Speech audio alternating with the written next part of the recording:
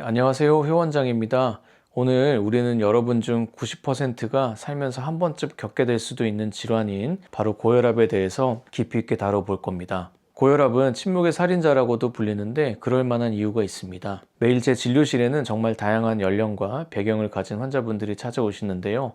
어떤 분은 갑자기 오른 혈압 때문에 놀란 마음으로 오시고, 어떤 분은 정기검진에서 처음으로 고혈압 진단을 받고 이제 어떻게 해야 할까요? 하고 조심스럽게 물어보시기도 합니다. 그 순간들마다 저는 늘 같은 고민을 하는데요. 이분에게 어떤 선택이 가장 안전하고 가장 또 현실적이고 가장 오랫동안 유지하실 수 있는 치료 방법일까를 생각하게 됩니다. 어떤 분은 약물 치료가 당장 필요하기도 하고요. 어떤 분은 생활 습관만 잘 조절해도 약 없이 혈압이 안정되기도 합니다. 또 어떤 분은 정말 열심히 노력하셨음에도 불구하고 목표 혈압에 도달하지 못해서 결국에는 약물 치료를 시작해야 하기도 합니다. 그리고 저는 환자분들께 항상 말씀을 드리는데요. 약을 드시든 안 드시든 생활 습관 교정은 모든 분들에게 반드시 필요한 기본 중의 기본이라는 것을 말씀드립니다. 오늘 제가 드리려는 말씀은 혈압약은 무조건 피해야 한다 라는 이야기도 아니고요. 혈압약만이 답이다 라는 극단적인 이야기도 아닙니다. 요즘 유튜브들이나 여러 군데에서 보면 무조건 약 없이 고치는 방법, 며칠 만에 혈압 정상 만드는 방법, 몇 분 만에 혈압 정상화 시키는 방법, 이런 자극적인 영상들과 방법들이 넘쳐납니다. 그런 영상들이 주는 메시지는 약을 먹게 되는 걸 마치 실패나 굴욕처럼 느끼게 하기도 하는데요. 저는 그 부분들이 정말 잘못되었다고 생각합니다. 약을 안 먹고 혈압이 좋아진다면 정말 좋겠습니다. 하지만 약을 먹게 되었다고 해서 그게 잘못된 것도 내 몸이 약한 것도 또 부끄러운 것도 절대로 아닙니다. 우리는 각자의 몸 상태, 또 삶의 환경, 직장과 가정, 경제적 상황 다 각기가 다르고요.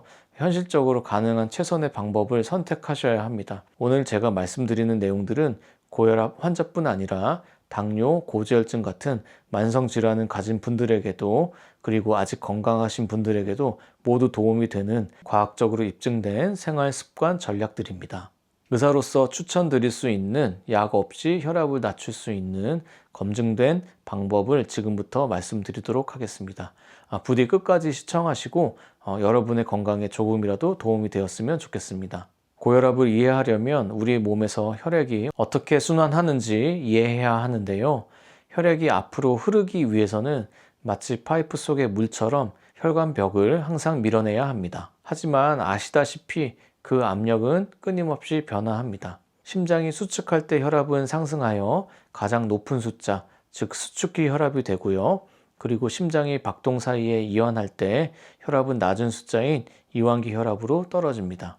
하지만 원인이 무엇이든 시간이 지나면서 높아진 혈압은 여러분의 혈관에 손상을 입힙니다. 실제로 심장마비와 뇌졸중의 최대 50%는 고혈압으로 인해 발생하게 됩니다. 자, 이제 자연적으로 혈압을 낮출 수 있는 방법을 자세히 살펴보겠습니다.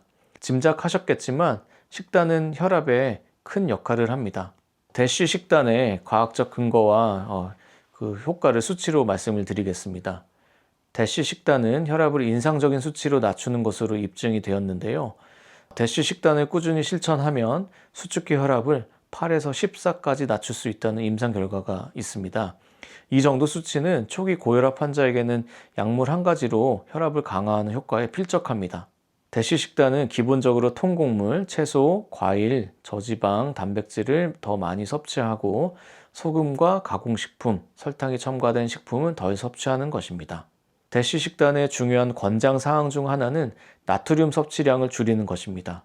과학적 증거는 명확한데요. 혈압이 높다면 나트륨 섭취량을 하루 최대 2g으로 낮춰야 합니다. 이를 지키면 수축기 혈압을 평균 5에서 6 정도 낮출 수 있습니다. 환자들이 흔히 하는 실수는 우리가 집에서 사용하는 소금의 양에만 집중하는 것입니다. 실제로는 나트륨 섭취량의 80%가 가공식품과 외식에서 나옵니다. 우리가 외식할 때나 가공식품을 드실 때 뒤쪽의 나트륨 함량을 꼭 확인하시기 바랍니다. 칼륨 섭취에 대해서 말씀드리겠습니다. 수십 년 전 핀란드에서는 고염분 식품에 경고 라벨을 붙이고 건강에 좋은 저염분, 고칼륨 옵션에는 추천 라벨을 부착하도록 의무화하는 법률을 통과시켰습니다. 그때 심지어 맥도날드조차 저염분 햄버거를 출시하도록 압력을 받았습니다. 연구진들은 이러한 정책이 국가 건강에 미친 영향을 조사를 했는데 그 결과는 놀라웠습니다. 수십 년 동안 나트륨 섭취량은 30% 정도 감소했고 평균 수축기 혈압은 10 정도 떨어졌습니다. 하지만 더 좋은 소식은 중년층에서 심장마비와 뇌졸중으로 인한 사망률까지 80% 감소했고 남성과 여성 모두의 기대 수명이 몇 년 늘어났다는 것입니다. 그들이 집중한 것은 나트륨 감소뿐만이 아니었습니다. 그 연구진들은 칼륨이 풍부한 식품을 권장했는데요. 나트륨이 혈관을 뻣뻣하게 만드는 반면 칼륨은 혈관을 이완시키고요. 그뿐만 아니라 칼륨은 신장이 소변으로 과도한 나트륨을 배출하도록 돕습니다. 연구에 따르면 바나나, 오렌지, 고구마, 시금치, 콩과 같은 칼륨이 풍부한 식품의 섭취량을 늘리면 혈압을 5에서 7까지 낮출 수 있는 것으로 나타났습니다. 하지만 칼륨을 무턱대고 많이 섭취하는 것은 모두에게 적합한 방법은 아닙니다. 신장에 문제가 있거나 칼륨을 몸에 보존하게 만드는 약물을 복용하는 경우에는 이 전략이 적합하지 않습니다. 그래서 식단에 급격한 변화를 주기 전에 주치의와 꼭 상담을 하셔서 내가 먹는 약이라든지 나의 몸 상태를 확인하시기 바랍니다. 이제 운동으로 넘어가 보겠습니다. 최근까지는 혈압을 낮추는데 유산소 운동이 최고라고 여겨졌지만 최신 연구는 다른 유형의 훈련이 더 효과적일 수 있다고 말합니다. 2023년 영국 의학저널 BMJ 메타 분석에 따르면 혈압을 낮추는 최고의 운동은 등척성 운동이 되었습니다. 그 운동들에는 월 스쿼트 그리고 플랭크 같은 동작이 수축기 혈압을 최대 8까지 낮추는 것으로 보고가 되었는데요. 하지만 운동이라면 어떤 유형의 운동이라도 좋습니다. 일주일에 최소 150분 정도의 중강도 유산소 운동을 하시고 또는 75분의 고강도 운동도 수축기 혈압을 5에서 7 정도 낮출 수 있는 것으로 나타나고 있습니다. 여러분에게 맞는 운동을 찾으면 되겠습니다.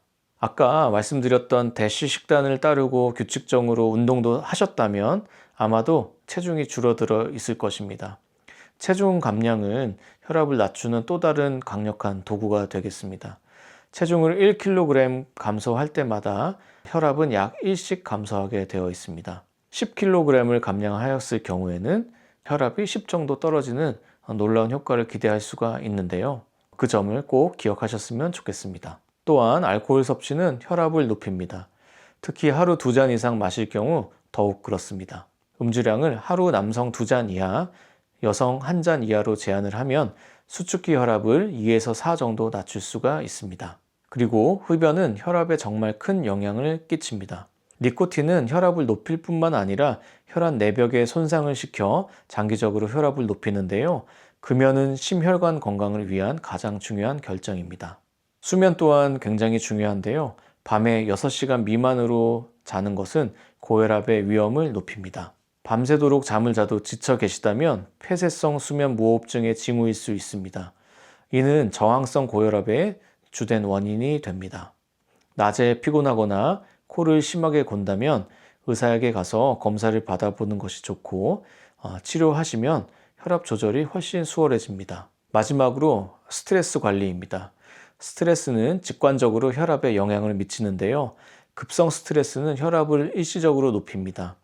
건강하지 못한 음식, 술, 흡연 등으로 그 스트레스를 대처하면 혈압에 악영향을 끼치게 되겠습니다. 건강한 방식으로 스트레스 관리를 하는 것이 중요하겠습니다. 한 가지 재미있는 것을 보시면 반려동물, 특히 강아지 소유자는 혈압이 더 낮은 경향이 있다는 연구 결과가 있는데요. 스트레스 관리도 신경 써야 할 부분이 되겠습니다. 실제로 여러분이 고혈압 환자라면 스트레스를 받았을 때 혈압을 측정해 보시기 바랍니다. 실제로 혈압이 높아지는 것을 보실 수가 있는데요. 고혈압 환자는 이미 혈관이 경직되어 있어서 급성 스트레스 시 호르몬에 대한 유연한 대처 능력이 떨어지고 이로 인해 혈압 상승 폭이 더 크게 되고 오래 지속됩니다. 그렇기 때문에 뇌출혈이나 심근경색 같은 급성 심뇌혈관 사고를 유발할 위험이 높기 때문에 더욱더 유의하셔야 하겠습니다. 급작스럽고 큰 화를 삼가 주셔야 합니다. 이 모든 것을 다 하고 계시다면 실제로 목표로 하는 수치는 얼마일까요? 그리고 생활 습관을 너무 잘 관리해서 혈압이 너무 낮아질 수도 있을까요? 스프린트라는 아주 유명한 대규모 연구가 있습니다. 고혈압 환자에서 목표로 하는 수축기 혈압을 140 미만으로 하는 표준 치료와 120 미만으로 목표로 하는 집중 치료군을 비교했습니다. 결과는 획기적이었는데요. 혈압을 120 미만으로 목표하는 그룹에서는 심장마비, 뇌졸중 위험이 25% 낮았고 사망 위험도 27% 낮았습니다. 이는 고혈압 환자의 치료 목표를 더 낮게 설정하는 근거를 마련하게 된 연구이고 많은 주요 고혈압 가이드라인 개정에 결정적인 영향을 미쳤습니다. 이 모든 변화들을 동시에 한꺼번에 무리해서 진행하실 필요는 없습니다. 각자 상황에 맞추어서 지속 가능하신 것이 가장 중요하겠고요. 시간이 지나면서 또 하나씩 할 수 있는 작은 변화들을 추가하는 것이 장기적으로 혈압을 낮추는데 큰 좋은 영향을 미칠 수 있습니다.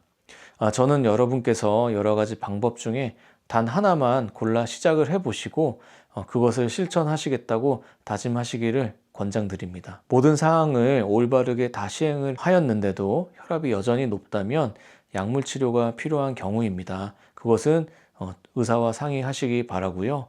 건강은 결국 우리가 매일 조금씩 쌓아가는 습관의 결과가 되겠습니다. 늘 말씀드리지만 과장되지 않은 자극적이지 않고 안전하고 검증된 건강 정보만 잘 챙기셔서 여러분의 삶 속에서 실천 가능한 것부터 하나씩 시작해 보시기 바랍니다. 오늘 제가 준비한 영상이 도움이 되셨다면 효원장 채널 구독과 좋아요 부탁드리겠습니다.